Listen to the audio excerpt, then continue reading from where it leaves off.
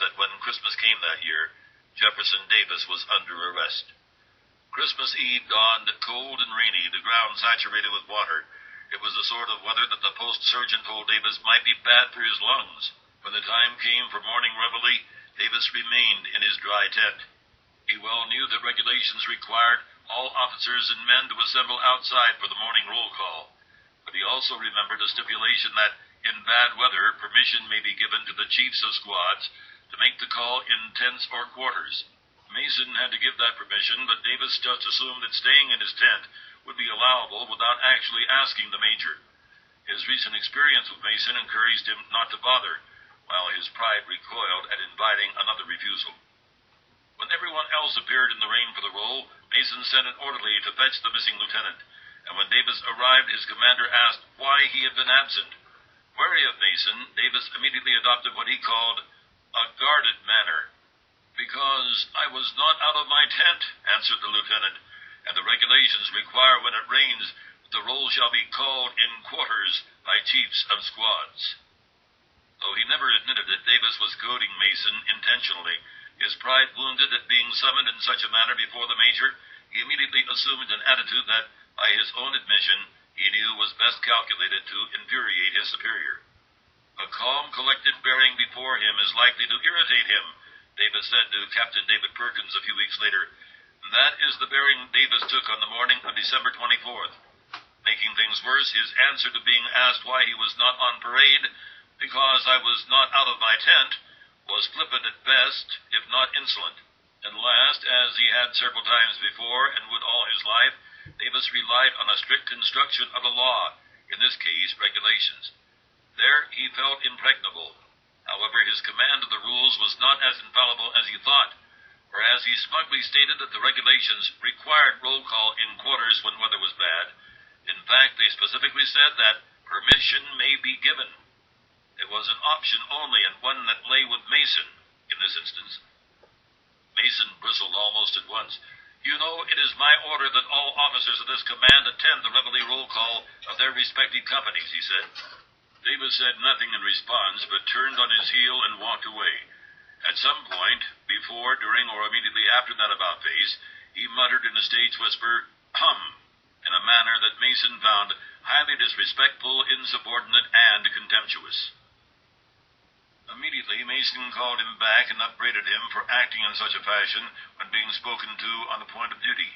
He ordered Davis to go to his quarters, under arrest. The lieutenant stared him straight in the face and said nothing. Mason repeated his order again, and now Davis's own company, finished with their roll call, marched past, well within earshot. Being upbraided by a commander in front of his own men added humiliation and indignation to Davis's already wounded pride. Still he stared at Mason.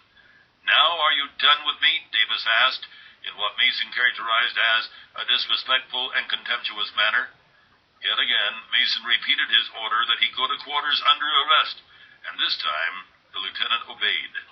On the way back to his tent, his now soggy uniform an added reminder of his encounter with Mason, Davis ran into Northrop, and the two went into his quarters.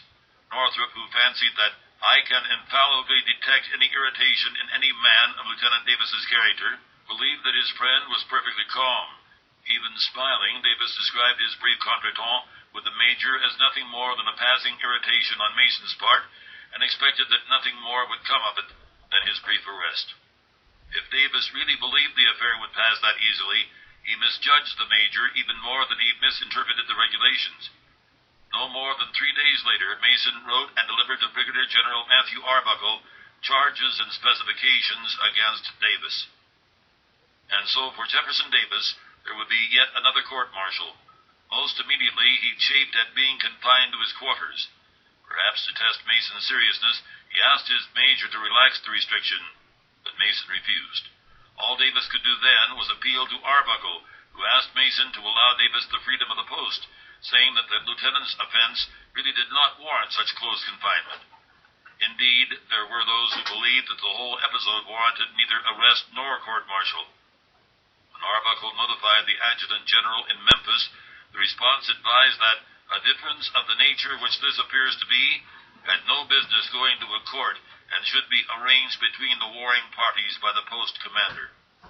Arbuckle's superior, General Edmund P. Gaines, at Jefferson Barracks agreed, and personally asked Arbuckle to mediate. He spoke to Mason, who had long since calmed sufficiently to say that he had no real desire to prosecute and would drop his charges if Davis apologized.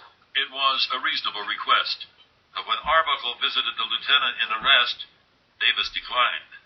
I then felt that an examination into the charges should wipe away the discredit which belonged to my arrest, the Mississippian said, protesting that the humble and narrow reputation which a subaltern can acquire by years of the most rigid performance of his duty is little worth in the wide world of fame, but yet is something to himself. To save his reputation, which really meant his pride, Davis would go to trial. On January 15, 1835, an order from Memphis named a court, though ironically a trial of Davis had not yet been decided. This court was to try Northrop, with Davis as a member of the panel. Shortly, the Mississippian's name went on the docket, however, and at 11 a.m. on February 12th, the trial of Davis commenced. The charge against him read, "Conduct subversive of good order and military discipline," followed by the specification. In the latter appeared a brief account of the encounter with Mason. Davis, who by custom conducted his own defense, challenged whether the charge and specification really constituted any criminal offense. But the court decided that it had been a military offense, and that was sufficient grounds for trial. That done, Davis entered pleas of not guilty on both. For the next 8 days, with a 2-day adjournment in the middle, Davis tried to confute Mason point by point. On the smaller issues, he did a capable job throughout. From Mason himself, he extracted an admission that no standing order requiring officers to turn out, regardless of the weather, had been promulgated. Mason simply believed his attitude was common knowledge, but other witnesses supported Davis that it was not. From several fellow officers, Davis got testimony that Mason was known to be sometimes harsh and disregardful of the feelings of those under him, and himself characterized the major's demeanor at times as one which would prevent any man of pride from enduring it. He even got from Mason an admission that on the whole Davis had been a good officer and generally attentive to his duties, though the major pointed out several occasions on which he had had to call Davis to his responsibilities. Even then he protested that if only Davis had been civil and subordinate that morning, matters would not have come to a head. Just then, a rather perceptive member of the court asked a question. Might not the usual manner of the accused be considered disrespectful or even contemptuous by one not well acquainted with him? It was a question that would be asked about Jefferson Davis for most of the rest of his life. Davis managed pretty ably to do away with most of Mason's charges, though after his initial pleading he never directly addressed the issue that began the whole sorry mess, his failure to appear at roll call that Christmas Eve morning. When he interviewed another officer, Lieutenant James Izard, who had also failed to report at roll call, Izard initially seemed to support Davis's contention that sick officers were commonly allowed by Mason to remain in their quarters in poor weather. But a question by Lieutenant Dixon S. Miles, special judge advocate on the court, revealed that Izard himself believed that such an indulgence from Mason was specific and not general. Mason had granted it to him, but not to Davis, thus weakening the defendant's case. Finally, on February 17th, all the testimony came to an end. Davis asked and received a day's delay to prepare his final defense, and at 10 a.m. on February 19th, he rose to address Mr. President and gentlemen of the court. Aside from his lecture on friendship at Transylvania, this defense was probably the longest speech yet made by young Davis, and is certainly the earliest of which a substantial record survives. It reveals much of the formation of the character and perceptions of the 27-year-old officer. If it contains little of the eloquence that he sometimes achieved in later years, certainly it shows a number of other traits, good and ill, that characterized him for the rest of his life. Davis revealed a ready grasp of facts and events, each link in the chain of accusations against him recited in order, and each one broken, so he thought, by the evidence he produced. It was the same style of oratory that he would practice for the next 30 years, restating an opponent's position or arguments, and then demolishing them point by point. The methodical, almost scholarly approach appealed to him, and as he saw it, offered the most convincing way of demonstrating the correctness of his own view and the error of others. and at the same time Davis revealed a tendency to misstate his opponent's case in a form more easily countered by his own arguments, and in making his own case he either glossed over or ignored what contradicted him, sometimes introducing irrelevancies in order to add seeming weight to his presentation. The first substantive statement in his defense was Davis's demonstration by means of a witness that when Mason summons to the roll call arrived, the lieutenant had not been asleep but was awake and out of bed, a point that had never been argued and that was no part of Mason's accusation.